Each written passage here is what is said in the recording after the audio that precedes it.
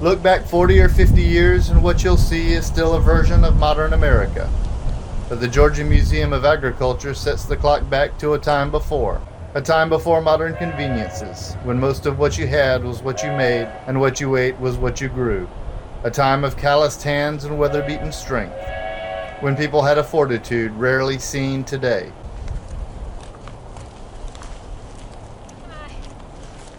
How you doing?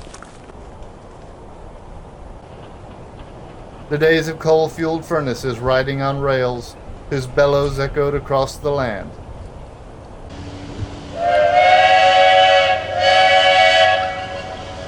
The scream of a lumbering giant that was the lifeline for many a rural community. Back to the day of the iron horse, and a remembrance of the tough, denim-clad men who drove them.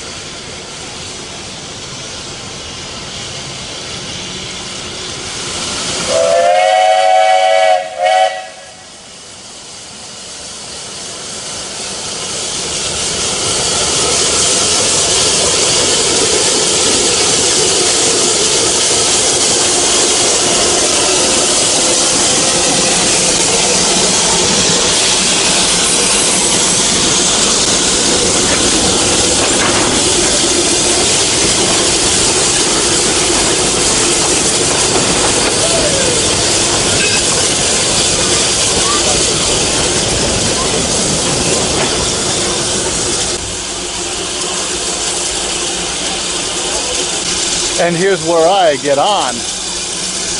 The engineer, Billy Hayes, motioned for me to come up. This was a special treat for me.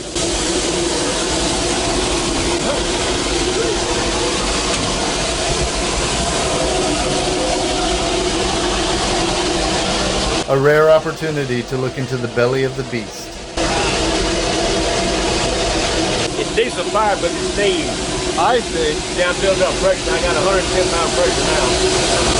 Now eject the nut with that little. This one is diesel powered rather than coal, but still a steam engine. It's hot and wants dangerous work. That ejector over there, ejector over there. This the order for the brake. That's the brake right there. Here's the Johnson stick right here. That's forward and first. That's forward. Pull this back, go forward. Pull this back. Pull this back, go back.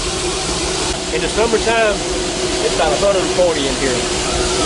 Because you can't get out, you're in a rumble spot. I wonder what's this mile around the track. Yeah. And you have to stay in it all the time. So about 2 times around, you got to get out and let the other guy. So you don't leave. Yeah. I've about done it a couple of times. Yeah, I can imagine summertime is miserable. Right now, I've been turning the injection off. Not every day you get to see an engineer work.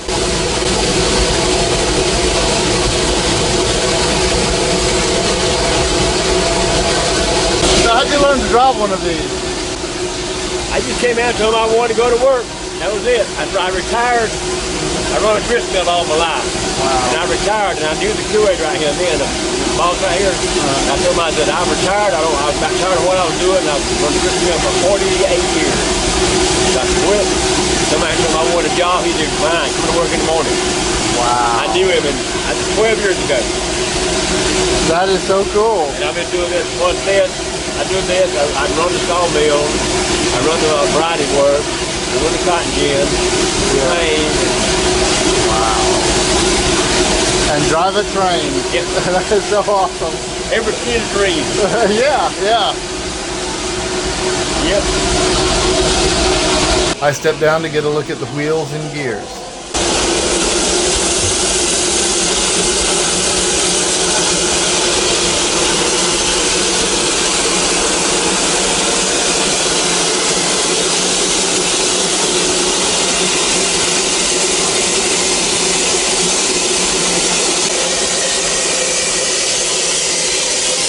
A scene straight out of 100 westerns. This, my friends, is gold.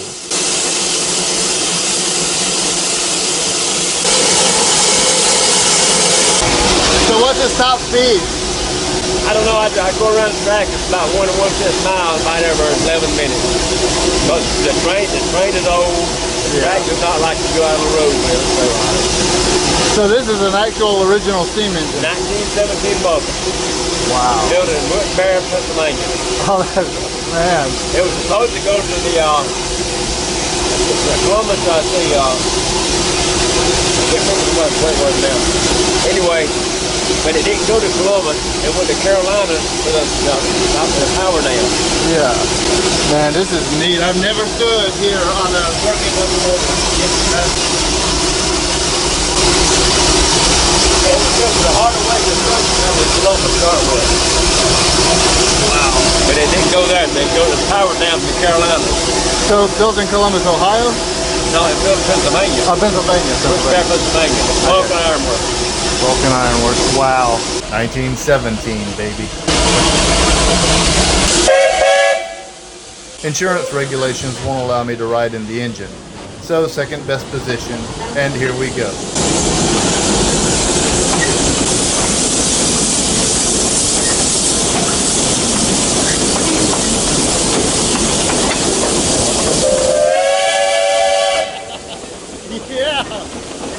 The familiar bellow that echoes through our history and hearts. The scream of a steam train.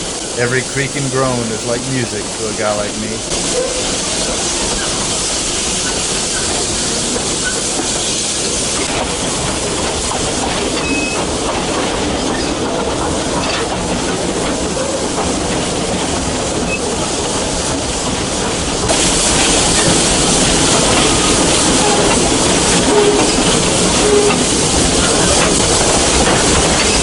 I found it interesting how he can amble around up there. I always assumed he had to constantly work the controls standing in place. Shows what I know. If there was ever an appropriate time for shaky cam, it is here.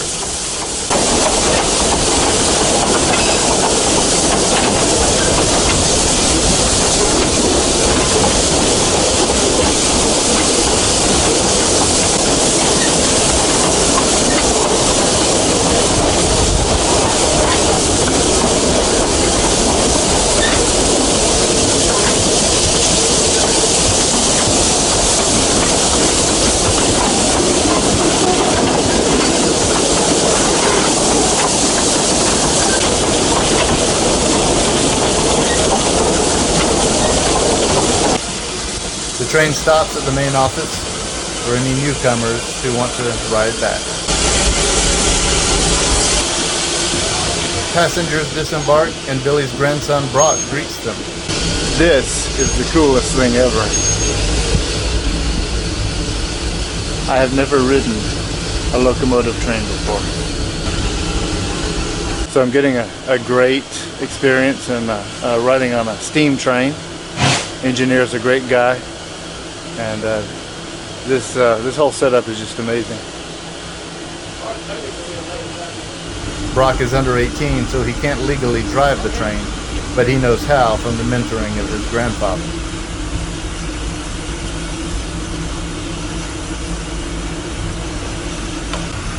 Come on up here, buddy. A mother brought her young son, and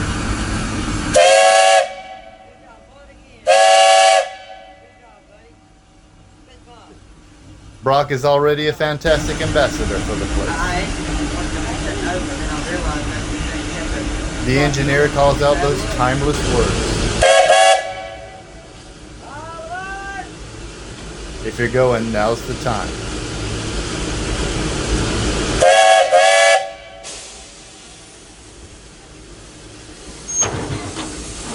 And here comes that familiar shake and rumble.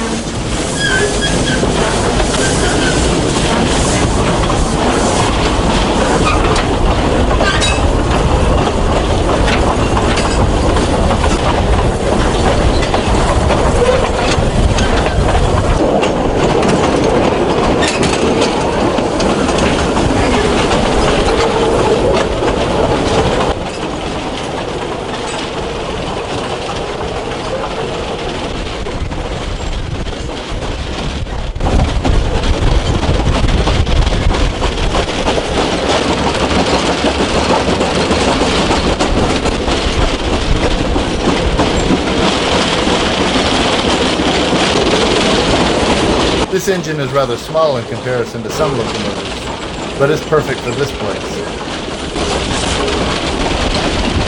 And the route provides a nice view you wouldn't otherwise get. In this case, a distance view of the mountain farm.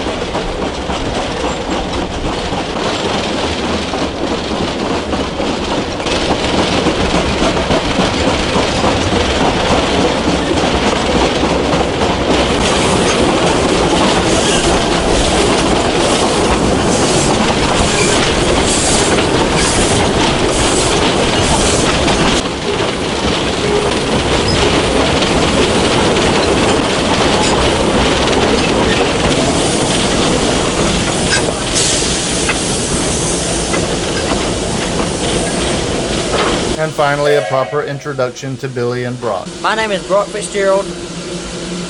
My name is Billy Hayes. Billy Hayes and Brock Fitzgerald. Well, Yes, sir. guys, I really appreciate it. That was amazing. Sure, welcome. Yeah, he's my Too grandson. much. Awesome. You guys do a wonderful job, and I think Oh, we enjoy it. We love it. We're together all the time. awesome. That is the All the best. time. Let's have a look inside this old train depot. I'm fascinated by these buildings. It gives a great picture of what rail travel was like in the 1800s. This is an old one. This is neat because I've seen like the brick depots and the small depots like in Plains. Saw that one, but this is like almost it's a very small town, almost like a Western depot.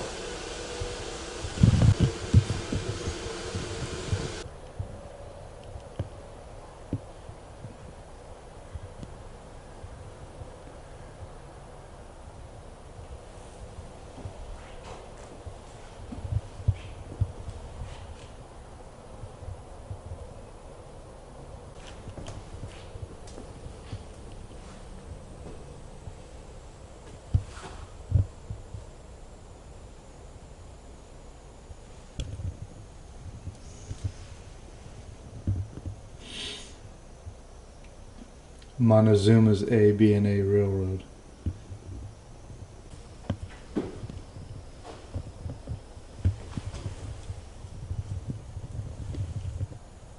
Here we get a look at where administrative operations took place.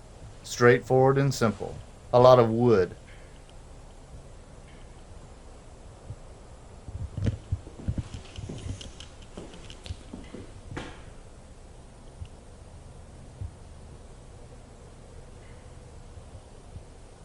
I love these old buildings. Basic interior, artistic design on the outside.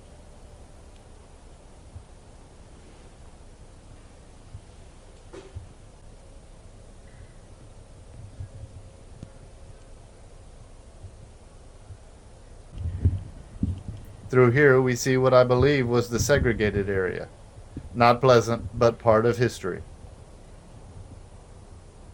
And the fun part, the freight loading, people waiting area.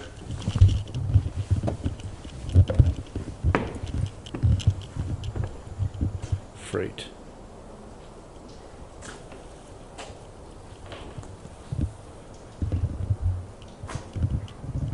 Switch to cell phone.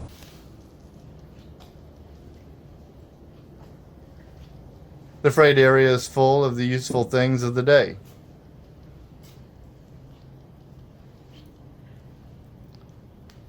Notice it's all very physical and farm related, suited to the lives the people lived.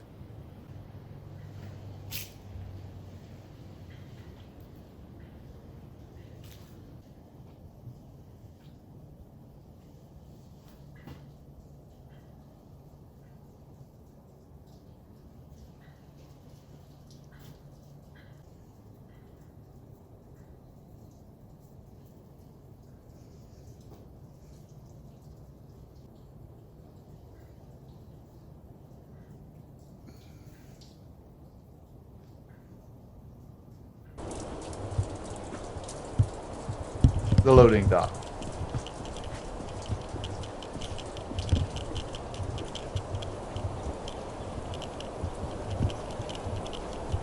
This area here I'm walking on, back in the day, might have been loaded with people with their baggage, goods waiting to be loaded onto the train. loading dock that surrounds a good section of the building. This is really neat.